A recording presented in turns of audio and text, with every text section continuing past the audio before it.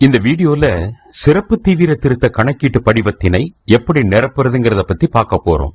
முதல்ல இந்த ஃபார்மோட மேல் பகுதியில உங்க வாக்குச்சாவடி நிலை அலுவலர், அதாவது BLOவோட பெயர் மற்றும் மொபைல் எண் இந்த இடத்துல இருக்கும். இந்த ஃபார்மை ஃபில் பண்ணும்போது ஏதாவது உங்களுக்கு டவுட்ஸ் வந்தா அவங்களுக்கு கால் பண்ணி நீங்க கேட்டுக்கலாம். இந்த படிவத்தோட மேல் பகுதியின் இடதுபுறம் பாத்தீங்கன்னா வாக்காளரின் பெயர், அவரோட வாக்காளர் புகைப்பட அடையாள அட்டை எண், முகவரி மற்றும் அவருடைய பெயர் வாக்காளர் பட்டியல்ல எந்த சட்டமன்ற தொகுதியில, எந்த பாகத்துல, எந்த வரிசை எண்ல இருக்கு அப்படிங்கிற விவரம் ஏற்கனவே நிரப்பப்பட்டிருக்கும். அதோட படிவத்தின் வலதுபுறம் அவருடைய போட்டோவும் பிரிண்ட் ஆகி இருக்கும்.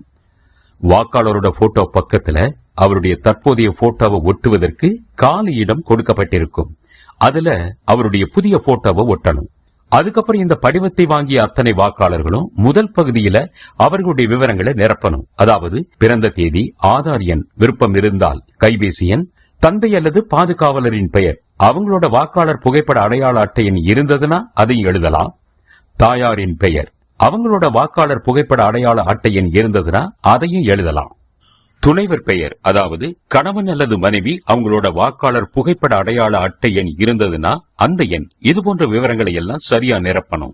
அடுத்ததா கீழே இடதுபுறம் உள்ள இரண்டாவது பகுதி, அதாவது முந்தைய சிறப்பு தீவிர திருத்தத்தில் வாக்காளர் பட்டியலில் உள்ள வாக்காளரின் விவரங்கள் அப்படின்னு இருக்கிற பகுதியில அந்த வாக்காளர் அவருடைய பெயர் 2002 அல்லது 2005 வருட சிறப்பு தீவிர திருத்தத்தில் தயார் செஞ்ச வாக்காளர் பட்டியல்ல இருந்தா அந்த பகுதியில கேட்கப்பட்ட விவரங்களை நிரப்பணும்.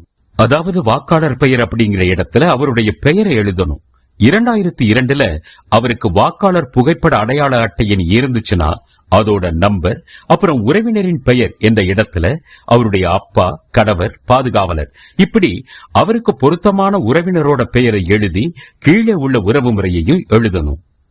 அடுத்து 2002 அல்லது 2005 சிறப்பு தீவிர திருத்தத்தின் போது அவர் எந்த சட்டமன்ற தொகுதியில இருந்தாரோ அந்த தொகுதியுடைய பெயர், எண் மற்றும் அந்த வாக்காளரோட பாகம் எண், அதாவது பூத் நம்பர், வாக்காளர் பட்டியல் அவரோட வரிசை எண் ஆகியவற்றை எழுதணும். ஒருவேளை அந்த வாக்காளரோட பெயர் 2002 2005 வாக்காளர் பட்டியல்ல இல்ல, அப்ப என்ன செய்யறதுன்னு அடுத்து பார்ப்போம். 2002 2005 வாக்காளர் பட்டியல் அவர் பெயர் இல்லைன்னா அவரால் இரண்டாவது பகுதியை நிரப்ப முடியாது.